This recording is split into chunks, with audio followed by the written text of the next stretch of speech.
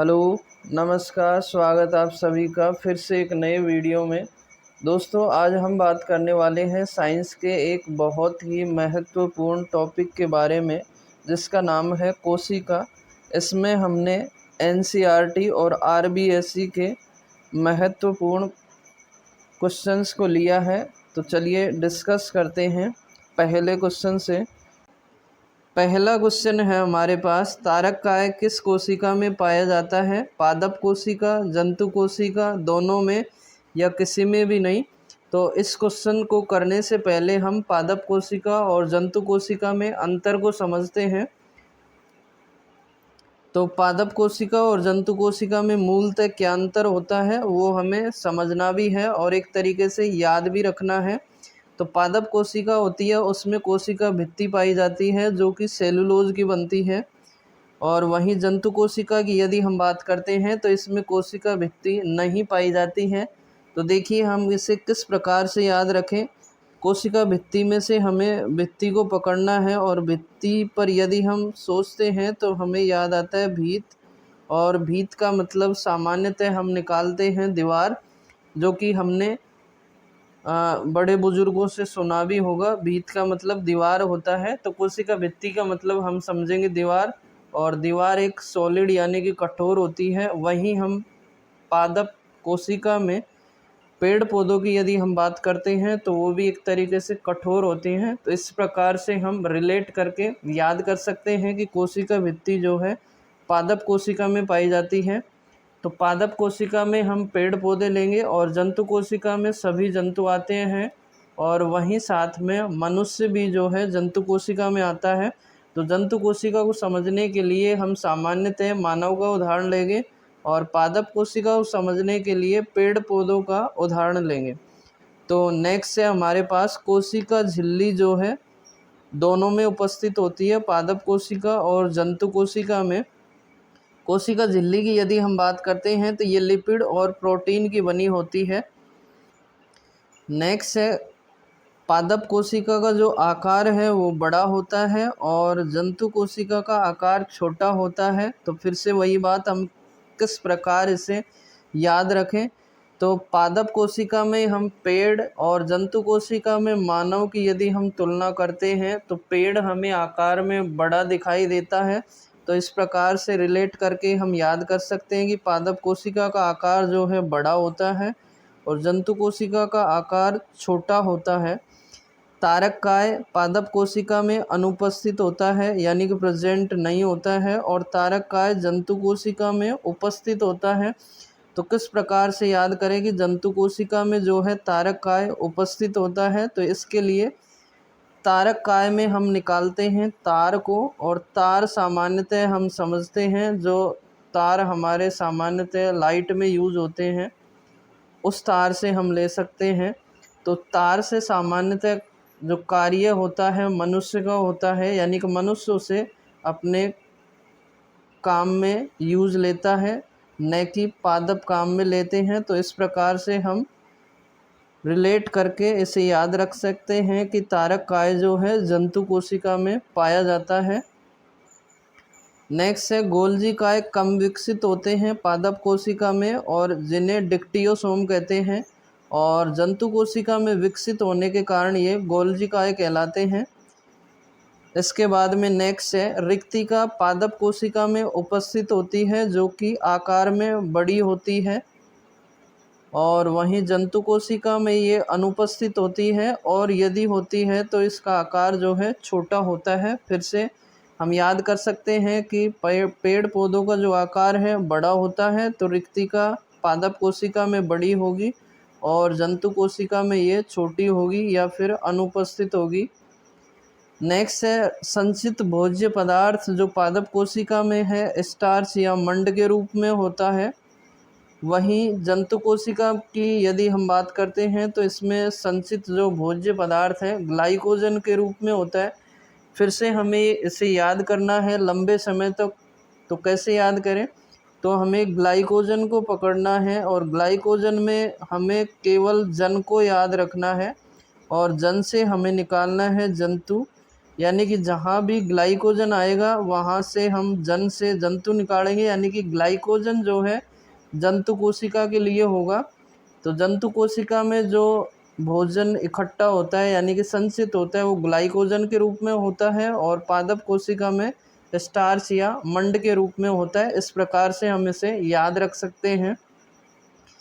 Next है, पादप कोशिका में जो केंद्रक है किनारे पर होता है, और वहीं जंतु कोशिका में केंद्रक जो है मध्य में यानी कि बीचों बीच में होता है। तो इसे किस प्रकार से याद रखें? तो जंतु कोशिका में हमने उदाहरण लिया था मानव का, और मानव के मध्य में यदि हम देखते हैं तो नाभि होती है। तो इस प्रकार से रिलेट करके हम याद कर सकते हैं, यानी कि नाभि को हम केंद्रक मान सकते हैं। यानी कि मानव में जो नाभि होती है मध्य में होती है। इस प्रकार से हम रिलेट करके ये याद कर सकते हैं कि जंतु कोशिका में जो केंद्रक होता है बीच में होता है, और पादप कोशिका में किनारे पर होता है, यानी कि अगल बगल में कहीं पर भी हो सकता है।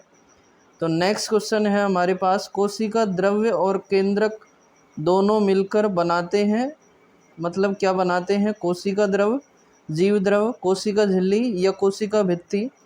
तो कोशिका द्रव्य की यदि हम बात करते हैं तो कोशिका द्रव्य जो है कोशिका झिल्ली और केंद्रक से मिलकर बना होता है। कोशिका झिल्ली प्लस केंद्रक से मिलकर यदि हम देखते हैं तो वो कोशिका द्रव्य बनता है। और यदि हम बात करते हैं कोशिका द्रव्य और केंद्रक, तो ये दोनों जो मिलकर बनाते हैं जीव द्रव्य बनाते हैं। अब हम इसे इस प्रकार से याद रख सकते हैं, जीव यानी कि जीव जगत में सभी जीव आ जाते हैं। तो जीव एक तरीके से बड़ा शब्द हो गया, यानी कि व्यापक शब्द हो गया, जिसमें कोशिका द्रव्य और केंद्रक आएगा। इससे पहले कोशिका द्रव्य में झिल्ली और केंद्रक आएगा। तो नेक्स्ट क्वेश्चन है हमारे पास, शैवाल की कोशिका भित्ति किसकी बनी होती है? और ये क्वेश्चन हमसे अभी हाल ही में पूछा भी गया है, जो कि रीट मेंस का क्वेश्चन है। तो यहाँ पर जो है हमारे पास राइट आंसर ऑप्शन डी होगा, सेलुलोज, ग्लैक्टेंस और मेनान से। और साथ में किताब में दिया हुआ है कैल्शियम कार्बोनेट से मिलकर बनी होती है, यानी कि CaCO3 से।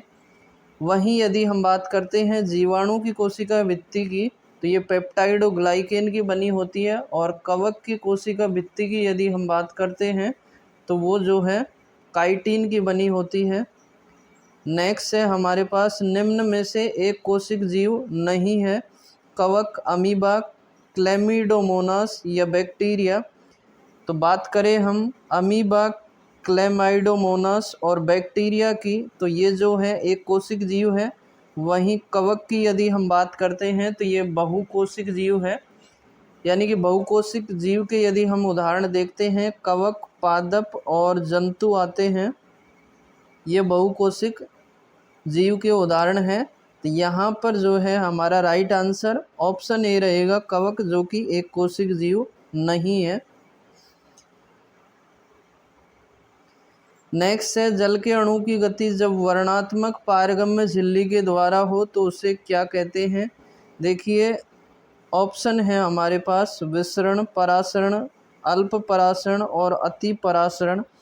जल को हम लिख सकते हैं पानी, और पानी हमने क्यों लिखा है? याद करने के लिए, क्योंकि पानी से हम निकाल सकते हैं पैसे पानी होता है, और पैसे हम लिख सकते हैं परासरण।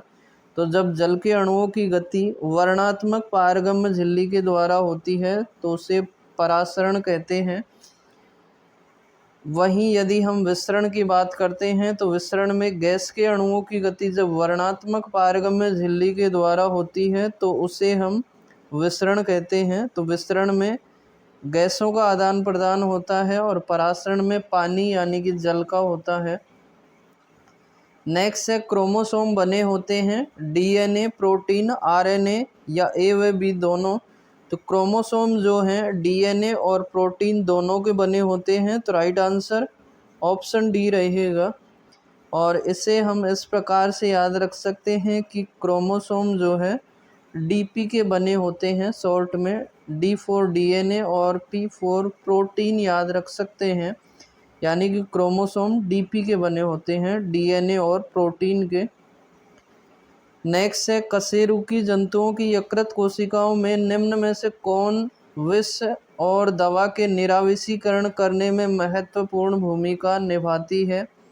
RER यानी कि खुरदरी अंतःप्रद्रव्य जालिका, SER यानी कि चिकनी अंतर्द्रव्य जालिका, लाइसोसोम या फिर राइबोसोम। देखिए हमें यहाँ से याद रखना है विष, और जब कभी यदि कोई विष खा लेता है यानी कि जहर खा लेता है तो वो झाग उगलता है या फिर लार टपकाता है, और लार को हम देखते हैं तो वो चिकनी होती है। तो जब भी विष और दवा के निरावशीकरण करने में महत्वपूर्ण भूमिका आएगी यकृत कोशिका में, तो उसके लिए हमें याद रखना है ये चिकनी अंतःप्रद्रव्य जालिका होगी। नेक्स्ट है कोशिका भित्ति की मध्य पटलिका बनी होती है calcium pectate, magnesium pectate, cellulose, hemicellulose, और डी है ए व बी दोनों। तो कोशिका भित्ति की जो मध्य पटलिका होती है कैल्शियम और मैग्नीशियम के पैक्टेट की बनी होती है, यानी कि राइट आंसर ऑप्शन डी होगा, ए व बी दोनों।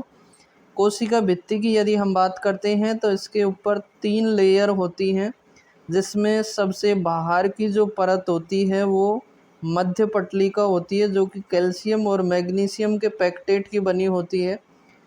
दूसरी जो परत होती है उसे हम प्राथमिक भित्ति बोलते हैं, प्राथमिक भित्ति। और प्राथमिक भित्ति जो है सेलुलोज, हेमीसेलुलोज और पैक्टिन की बनी होती है। वहीं ये जो लास्ट होती है आंतरिक भित्ति, ये सेलुलोज, हेमीसेलुलोज और लिग्निन की बनी होती है। तो इसे याद हम कैसे रखें, तो प्राथमिक से हमें याद रखना है प्राथमिक, और पै से ही होता है पैक्टिन, यानी कि जो प्राथमिक भित्ति है सेलुलोज, हेमीसेलुलोज और पैक्टिन की बनेगी, और द्वितीयक जो भित्ति है सेलुलोज, हेमीसेलुलोज और लिग्निन की बनी होती है। तो इस प्रकार से हम इसे याद रख सकते हैं। नेक्स्ट है कोशिका झिल्ली को बनाने वाले लिपिड का संश्लेषण कहाँ होता है। RER यानी कि खुरदरी अंतर्द्रव्य जालिका में, चिकनी अंतर्द्रव्य जालिका में, या दोनों में, या फिर राइबोसोम में। देखिए हमें दिया गया है लिपिड का संश्लेषण यानी कि लिपिड का निर्माण कहाँ होता है। लिपिड का सामान्यतः अर्थ होता है वसा, और वसा जो है चिकनी होती है, और इस प्रकार से हम इसे रिलेट करके याद रख सकते हैं कि जो लिपिड का संश्लेषण होता है वो चिकनी अंतःप्रद्रव्य जालिका यानी कि SER में होता है। वहीं यदि हम बात करते हैं प्रोटीन की, तो प्रोटीन का जो संश्लेषण या निर्माण होता है वो खुरदरी अंतःप्रद्रव्य जालिका में, राइबोसोम में होता है। नेक्स्ट है निम्न को सुमेलित कीजिए। क्रिस्टी पिठिका में चपटी कला में थैली होती है, कुंडिका सूत्रकणिका में अंतर्वलन, और थैलेकोइड होता है गोल्जी उपकरण में बिंब के आकार की थैली। तो हमें देखना है इसमें कौन सा किससे मिलेगा। तो क्रिस्टी की यदि हम बात करते हैं तो क्रिस्टी जो है माइटोकॉन्ड्रिया में आंतरिक भित्ति पर जो उभार होते हैं उन्हें हम क्रिस्टी कहते हैं, और माइटोकॉन्ड्रिया को हम हिंदी में सूत्रकणिका कहते हैं। तो एक के लिए हमारे पास राइट आंसर होगा जो 2 नंबर होगा, क्रिस्टी सूत्रकणिका में अंतर्वलन होता है। वहीं कुंडिका और थैलेकोइड की यदि हम बात करते हैं तो जो कुंडिका होती है गोल्जी उपकरण में बिंब के आकार की थैली होती है, और थैलेकोइड की यदि हम बात करते हैं तो ये पिठिका में चपटी कला में थैली होती है। थैलेकोइड में पिठिका में चपटी कला में थैली। थैलेकोइड जो है सामान्यतः प्लास्टिड यानी कि हरित लवक में होता है, और उसमें जो झिल्ली तंत्र होता है उसे हम थैलेकोइड कहते हैं। तो यहाँ पर जो है राइट आंसर हमारे पास ए के लिए 2 होगा, और बी के लिए जो है 3 होगा, और सी के लिए 1 होगा। तो राइट आंसर हमारे पास ऑप्शन बी यानी कि 2, 3, 1 रहेगा। तो चलिए मिलते हैं फिर से एक नए वीडियो में, तब तक पढ़ते रहिए, मस्त रहिए। धन्यवाद। जय हिंद, जय भारत।